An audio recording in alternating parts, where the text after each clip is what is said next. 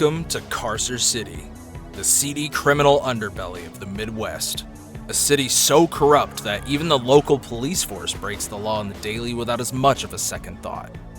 This Midwestern city was the main hunting grounds in the game Manhunt, but was connected to the overarching universe of Grand Theft Auto through various endgame references.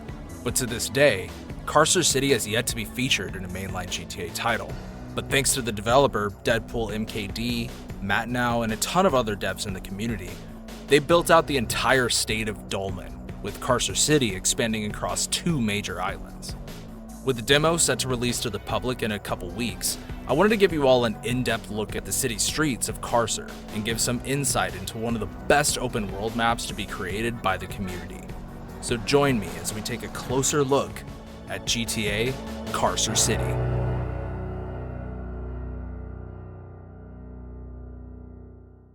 The first island we're going to be taking a look at is the one that we start off in the demo, located to the south, also known as Clarksland, with this first area called the Links, which acts as the connecting tissue between the higher-end houses of Wapona Hills, the low-end suburbs of Leamingford to the south, and Carcer Port and Midtown to the east. The Links also connect to the Carcer City AMCO petrol plant, which house 2 huge chimneys, which almost makes you wonder what other type of material AMCO is developing at the plant itself. To the west, we have Wapona Hills, which houses a lot of the upper class in the state of Dolman.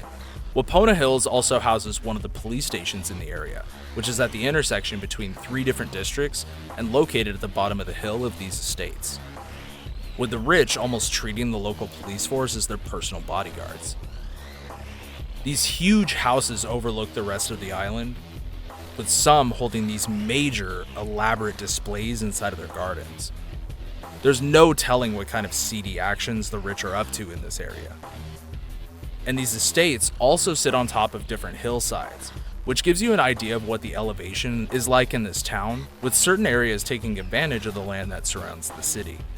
To the southeast, we have Gilling Hill, which used to house a huge zoo at one point, but has since been abandoned, likely due to the crime that bleeds throughout the city, leaving behind what was once a fun, family-friendly location, and has since transformed into a dark, brooding hunting ground for the rich and powerful nearby.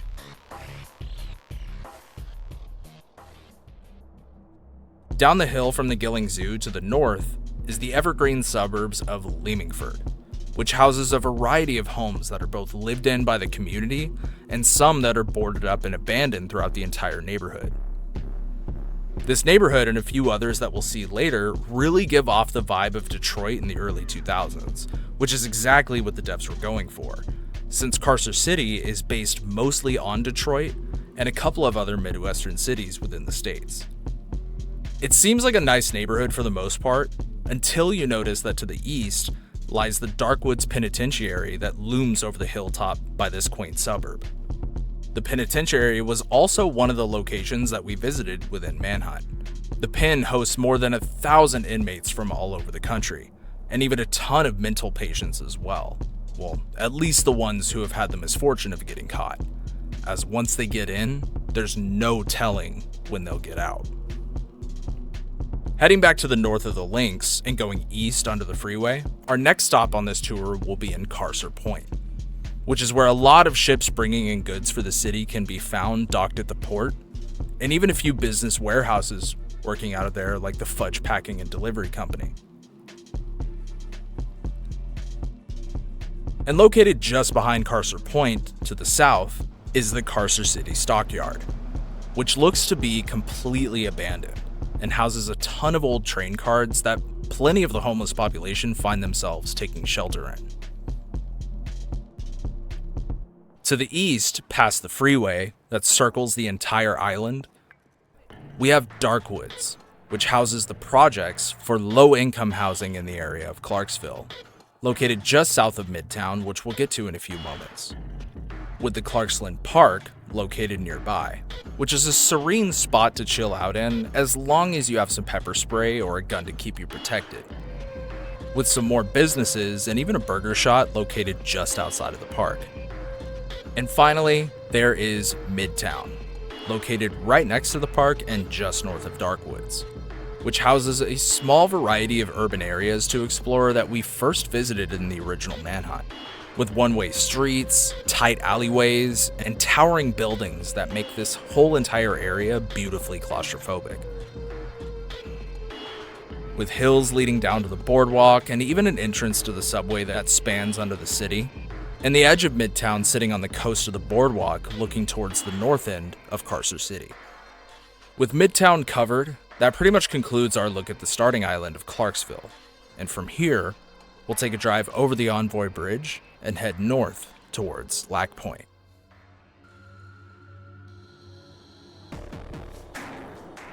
Heading into Lacpoint via the Envoy Bridge, you can tell immediately that you're heading into the higher end district of the city. And from here, we'll first head east, starting with Burns Square, a business district with many unique structures that tower over the streets below, and has a ton of food spots and parking areas for the local white-collar workers to take a load off or two in between business meetings, or take part in more sleazy business dealings. And just to the west of here, just down the street from Burns Square, opens up to a huge open park with an overhead subway station that cuts through most of northern Carcer. This park, called Carcer Plaza, is a huge area that divides most of the downtown area. With shopping centers located nearby, this plaza brings in a variety of people from all around town, even some of the gangs. Northeast of Carcer Plaza is the rest of the downtown district, with a long street connecting to another business park located to the east, with structures and even art pieces around this part of town that tell a bit of the history of this older industrial Midwest city. And some of these art pieces are also based on famous landmarks within the city of Detroit. Heading north of downtown will take you towards Jordanford, which houses some apartments, shops, and even a bowling alley. All right next to Old Town Carcer, a part of town forgotten to time due to the immense urban complexes that surround the area downtown. But driving around Old Town Carcer yet again reminded me a ton of Detroit, showing rundown houses, apartment complexes, and even rusted cars and driveways, showing the economic struggles that citizens have to deal with within the area. But Old Town also pays homage to some of the settlers who came to this town originally by having a small town represent its Italian heritage,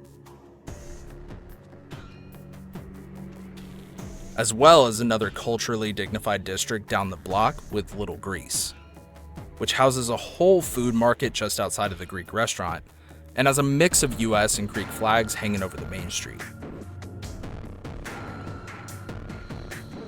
It also has a great view of Cleveland Park just a block away, which we'll see in just a few moments. But just down the street, you'll also notice a huge office building overlooking these cultural districts with the Vapid offices, since this town used to house a thriving auto industry in the mid-20th century. Heading south into Jefferson, the west side of downtown, you'll find that huge stadium that we just saw with Cleveland Park, which is where the Carcer Unicorns baseball team plays all of their home games at. With a ton of parking located nearby, tailgaters can be pleased knowing that they can still catch the game while they get hammered with their own supply. Heading north past the stadium district and even past Jordanford, we have Razelhead, a stretch of country that drives across the northern coastline, which we'll see more of in a minute, but let's take a quick look at the rest of the north end of Carcer City before heading into the mainland. With our first stop being the Razelhead Circus, which was a huge surprise to see within this mod, as there was already an abandoned zoo, but having this circus included adds even more variety to the entire city, and is this chilling juxtaposition of fun and laughter within the city limits of this gritty and violent town. Since just down the road is the old city limits of Carcer Mark, an industrial district housing a ton of old warehouses, and even a small red light district with a porn theater and blood-covered alleyways, where some of the seediest deals go down in the dead of night.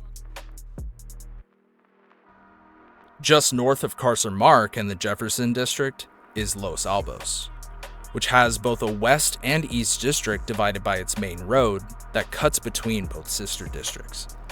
with a ton of apartment buildings throughout the area and even a broken down part of the district which houses yet another stomping ground that we ran across in the original Manhunt, and the Carcer City Mall located in the southern part of East Los Alamos, which was abandoned in the original game, but is now bustling with shops and customers all throughout.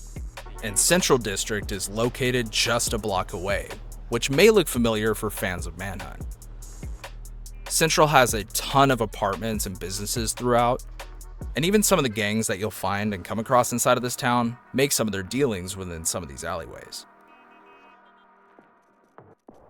Heading back over into Los Alamos, the main road that cuts under the Central Highway leads over to Carcer Port, which houses both new and old industrial buildings around the port, with one of them being the Carcer Gas Company, which you've most definitely seen barrels of back in San Andreas.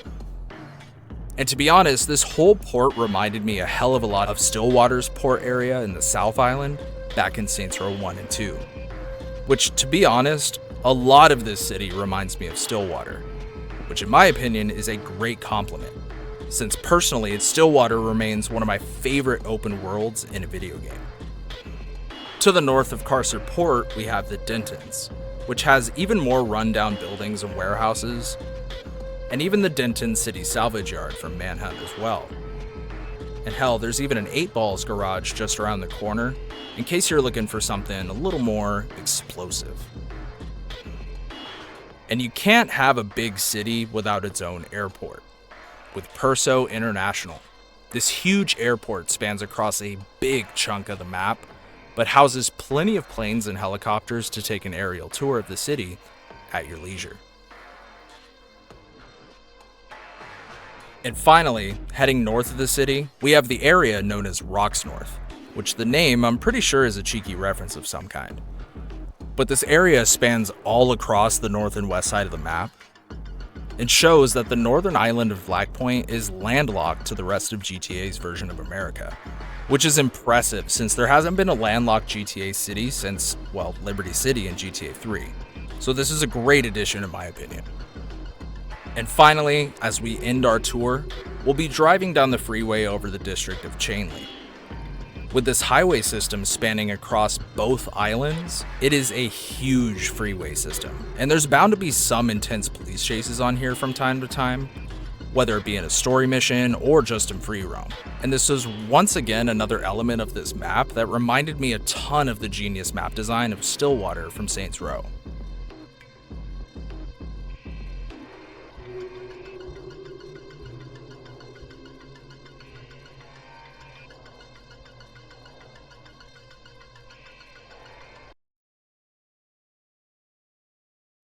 Now, keep in mind, there are some districts I didn't have time to include here, but I didn't want to spoil every little bit of the city.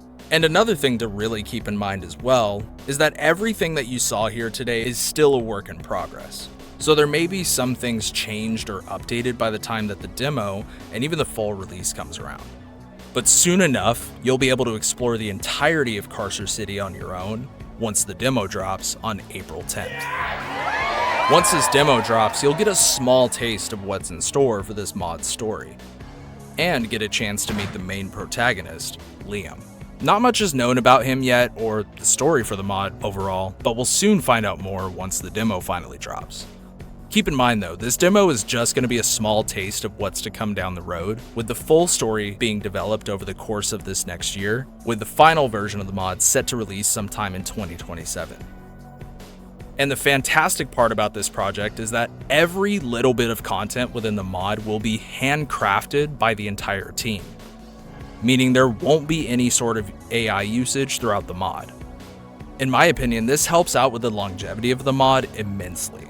That means all of the 2D art, radio stations, and even voice acting will all be handled by both the team and those in the community contributing what they can to the project, including myself, as I'll be playing a character that you'll meet later in the game's full story, named Klaus Carlson, a seedy lawyer with his office over in Carcer Marks, that'll help Liam along the way later in the story. And I seriously can't wait for you all to see what's in store.